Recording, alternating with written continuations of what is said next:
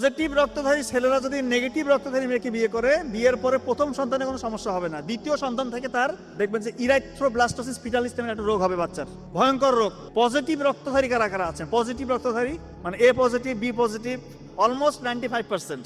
আর আপনাদেরকে একটা খবর দেই, নেগেটিভ রক্তধারী যে মেয়েরা আছে পারতপক্ষ চেষ্টা করবে আপনারা তাদেরকে বিয়ে না করার। মানে এটাকে আমি এমনি এমনি বলতেছি, আপনারা তো বিজ্ঞানের ছাত্র না সবাই। পজিটিভ রক্তধারী ছেলেরা যদি নেগেটিভ রক্তধারী মেয়েকে বিয়ে করে, বিয়ের পরে প্রথম সন্তানে কোনো সমস্যা হবে না, দ্বিতীয় সন্তান থেকে তার দেখবেন যে ইরাইথ্রোব্লাস্টোসিস ফিটালিস নামে একটা রোগ হবে বাচ্চার, ভয়ঙ্কর রোগ। হাইড্রোফিটালিস হবে, তার হার্টের মধ্যে পানি জমবে, লাংসে পানি জমবে ওই বাচ্চার, এমন বেশি রক্ত ভাঙা শুরু হবে ওই বাচ্চার, তার জন্ডিসের মাত্রা এত বেড়ে যাবে, ব্রেইনের মধ্যে পর্যন্ত জন্ডিস চলে যাবে। কার্নিকটেরাস বলে, কার্নিকটেরাস, মানসিক ভারসাম্যহীন হয়ে যাবে ওই বাচ্চা, খিচুনি দিবে, অজ্ঞান হয়ে যাবে, কমাতে চলে যাবে, মারা পর্যন্ত যায়, এবং ওই বাচ্চার খুব একটা প্রোডাক্টিভিটি থাকবে না। এটা থেকে কি মানে যারা বিয়ে করে ফেলছে, ধরেন বিয়ে করে ফেলছে পজিটিভ রক্তধারী ছেলে, নেগেটিভ রক্তধারী মেয়ে, তাহলে তাদের উপায়টা কি? উপায় আছে। ওই দ্বিতীয় বাচ্চা যখন পেটে চলে আসবে তখন 28 সপ্তাহে একটা ভ্যাকসিন দিতে হয়, এবং বাচ্চা হওয়ার 24 ঘন্টার মধ্যে একটা ভ্যাকসিন দিতে হয়। তাহলে আল্লাহ চাইতো সে অনেকটা সেফ গার্ডে থাকবে। যেহেতু বিয়ের আগে একটা অপশন আছে, আপনার সম্ভব হলে এটা একটু এড়িয়ে চলবেন।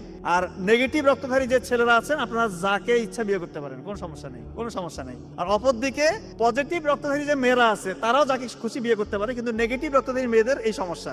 পজিটিভ রক্তধারী ছেলে, নেগেটিভ রক্তধারী মেয়ের বিয়ে হলে এই সমস্যা।